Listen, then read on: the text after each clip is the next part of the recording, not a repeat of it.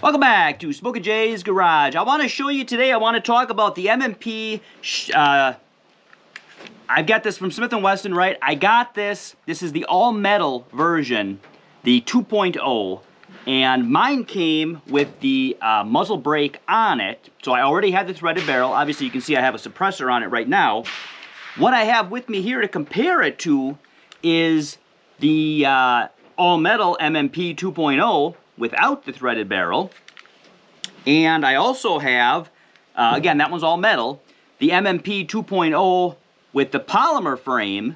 And just for fun, we've also got, this is in a 40, not a 9mm. We have the M&P, it's not really the 1.0, because at the time it was just the M&P, right? But this is the Pro Series with the core, so you got the higher sights, and you have the removable cover here to put your sight or whatever you want to put on here. So we're going to compare all of these, and I'm going to tell you the things that I like and the things that I don't like. And the first thing that I did not like, I didn't have a problem with it initially, I got to tell you this.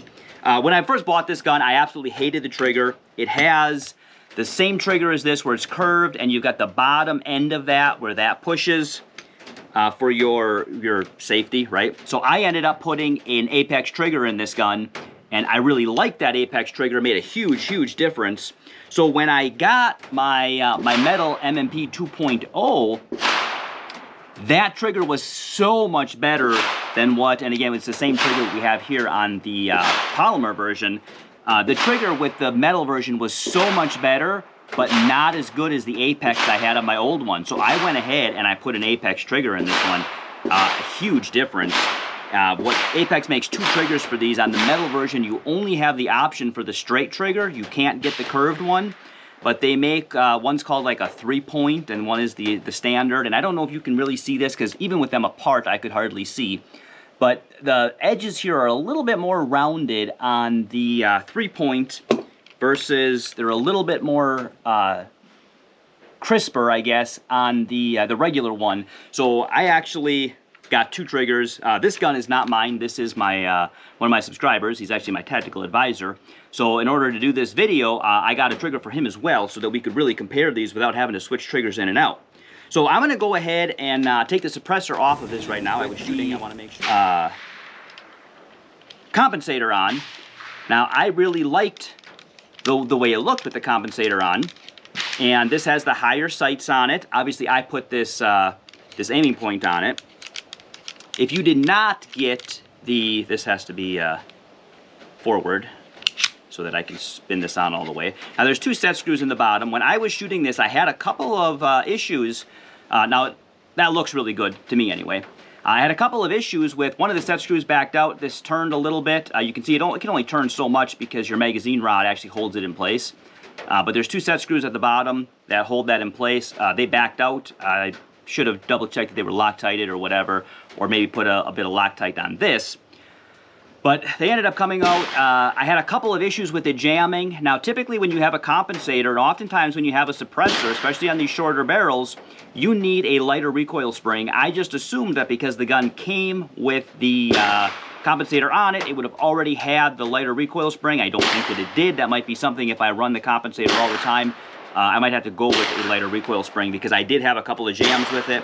Once I took the compensator off, I had no jams at all, and when I put the suppressor on, I had no jams at all either.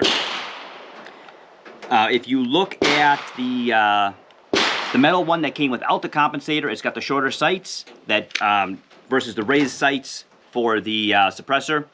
Also, this one came with 2 magazines, and this one came with 4 magazines. The regular, I believe these are 17 round magazines, and then a couple of 21-round magazines, so 4 magazines total. I picked this one up for 12 and a half, sorry, not 12 and a half, 12 with the sight on it, $9.50, and I believe this one was $8.50, so depending on where you are, those prices may vary a little bit. But enough of me yapping, let's put some rounds down range. I'm actually going to take this compensator off, and I'm going to put the thread protector back on it, and we're going to put some rounds down range with this. I got a fresh target up. I don't have a fresh target up. I will get a fresh target up, and we'll show you how this shoots. Now this gun came with the thread protector. It also came with most of the M&Ps, several different grips so that you can get this the size and the feel that you like. Anytime I have a threaded barrel and I do not have something threaded onto it, I always put a thread protector because you never know when you might drop it or nick it or something, mess up those threads. So I like that it came with a thread protector, and I always use it if I do not have my, my suppressor or whatever on it. So let's put a couple of rounds down range here. Again, this is with the Apex trigger, and I'm absolutely amazing job. I did a little bit of research on it, and it seems like Apex actually makes the best trigger for the M&P, and let me tell you, you are not going to be disappointed.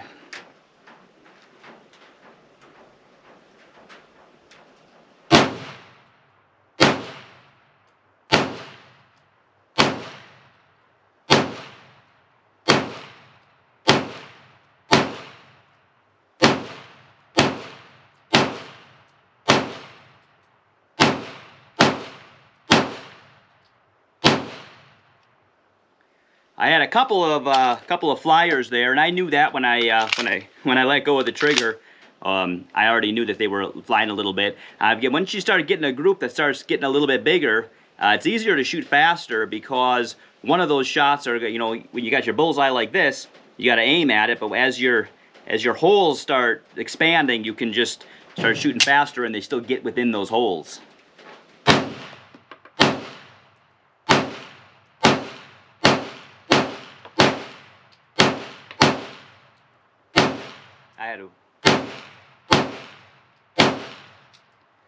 I had a really big flyer off of that one. The gun is super smooth. Again, part of this is the trigger that we put in. Very smooth, very crisp pull, and a very short reset. The trigger, again, stock. Well, I should have left one of those stock to actually show you. Was a good trigger, but not nearly as good as what the Apex is. I'm going to go ahead and run a couple of rounds through this one, let you see the feel of that one, and we will check our target here in a little bit.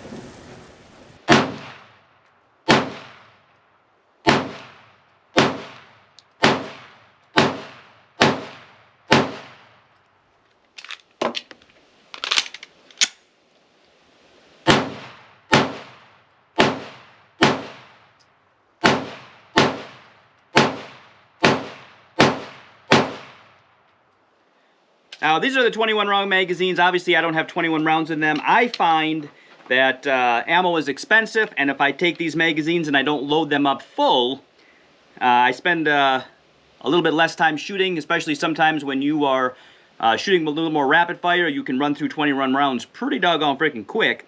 And if I only put like 8 or 12 or sometimes 15, whatever, in there, I don't actually go through as much ammo, and gives me an opportunity to do more reloading drills, things like that, while still getting a good number of rounds down range. So I find that advantageous for me. I'm going to load up a couple of more magazines here because now I am empty. Actually, I've got the 40 loaded up right now, so I'm going to show you this one. We're going to run off a couple of rounds here. I'm running out of target space. I'm going to run off a couple of rounds here with the 40. Again, this does have the Apex trigger in it, but this is the 2.0. I'm sorry, this is the original one, the Pro Series. So I do still have the higher sights for the suppressor. I don't have a threaded barrel on this one. I actually have a threaded barrel for this one. But I'm going to put a couple rounds down range here. I've got a target off to the left here. We're going to give you a shot at that. And we'll show you this one in action.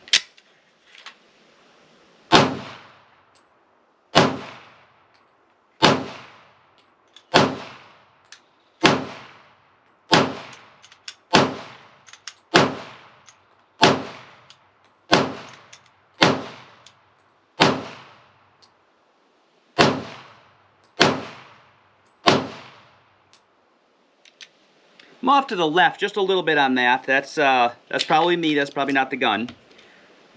Weight-wise, these are very comparable. The metal is a little bit heavier, but not a whole lot. When you consider, I like metal guns, okay? I'm not a big fan of I got a magazine in here, and I don't have a magazine in this one. So I am not a fan of polymer guns just in general. Right? I like my steel guns. One of the advantages to polymer, obviously, is the weight. This metal gun is a little bit heavier. I don't know the exact ounces, but I'm standing here holding these side by side. This one has a little bit longer barrel, and it has a thread protector on it as well. It also has a slightly larger magazine grip on that, if you can see that. Actually, you probably had to see it this way, right? Not much bigger, but just slightly. And I also have the sight on this one, which adds a little bit of weight, not much. Even with that all considered, these are very comparable. Unless you are really paying attention, weight-wise, I mean, I've got one in each hand, and they're very, very comparable. So if weight is your issue, but you still like metal guns like me, this might be a great option for you. But let's go down range and let's take a look at our target, because that's what you really came here to see. Now this is with my Pro Series, the pink one. This is with the 40. You can see I'm off to the left here a little bit, but I still have a pretty good group. We're at 15 yards right now. Now I dumped like 4 magazines in here, and this is what I'm talking about here. You can see I had like a really good group starting out, but then as that group starts to expand just a little bit, I do anyway, I tend to start shooting faster. You start to aim less at your actual bullseye and a little bit more at your center of hits, and then that starts to expand a little bit here. But all right, we're gonna have a little break in that clip here. This is the first time that my GoPro has ever overheated. There is no wind here because of the berms, and the sun is out. It's a warm day. Typically, I've actually never had my GoPro overheat before, but I was leaving it on even when I wasn't filming, so it was running a little bit longer. So I don't know exactly where I left off. We'll do our best here. I think we were talking about how hideous my group was, but this is with 3 different guns, 2 of them with sights, and 1 of them with the red dot, and 2 of them with the Apex trigger, 1 of them with the stock trigger. And even with you know, all that into consideration, if you look, pretty much cover up all of those with the fist. So at 15 yards, that's not horrible. Obviously, there's certainly room for improvement, but the guns themselves are actually shooting really good, and I like the way that they feel. I like the way that they shoot. But let's put a couple more rounds down range, and let's get up a new target. All right, I just filmed the whole clip for you. Realized my camera wasn't on, so let me tell you what happened here. I put the compensator on because, like I said, you deserve to see what the gun shoots like with the compensator, because that's how the gun came. The issues that I had when I first tried the gun is not only did the compensator loosen up, which is not a big deal. It wasn't thread locked, and the set screws weren't thread locked. It loosened up again on me these past couple magazines I shot, but I did not have any jams. Originally I had a couple of jams. I did not have any jams. We're gonna throw a couple more rounds through it. Hopefully we don't jam again. Might have been, you never know, sometimes it's the ammo that you're using or whatever, but I did not have any issues with the last 2 magazines that I fired through. Let's fire through a couple of more magazines.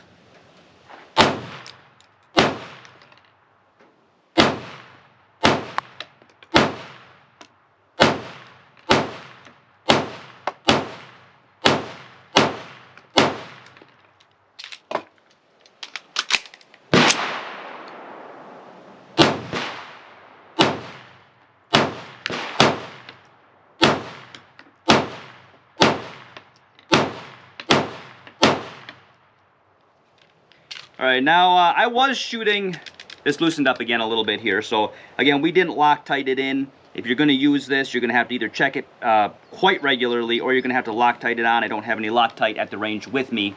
And I also want to put the suppressor on for you to see. But so now I just ran 4 magazines in a row. You only saw 2 of them. No issues with jamming. So maybe I don't need a different recoil spring. Might have been the ammo I was using or whatever.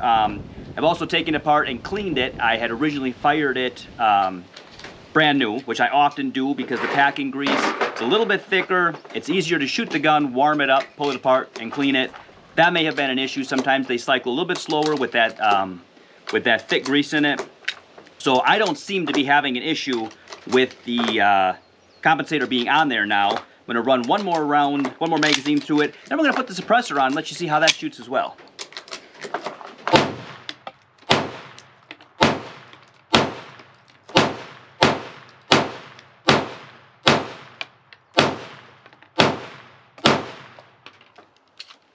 That should be just enough. It loosened it up for us. We are clear. We're gonna go ahead and we're gonna thread this compensator off. We're gonna throw our suppressor on, and we'll give you a couple of shots that way as well. I was consistently, I have this sighted in a little bit closer than what I'm shooting right now. I'm at 25 yards. I think I had this sighted in at 15 when I was at the range the other day. So I was shooting a little bit low, so I started aiming for the top of the target versus the bottom, or the center. Now I'm a little bit high into the left. So let's throw the suppressor on here, and let's see how that goes, and then we'll we'll take a look at the targets when we're done.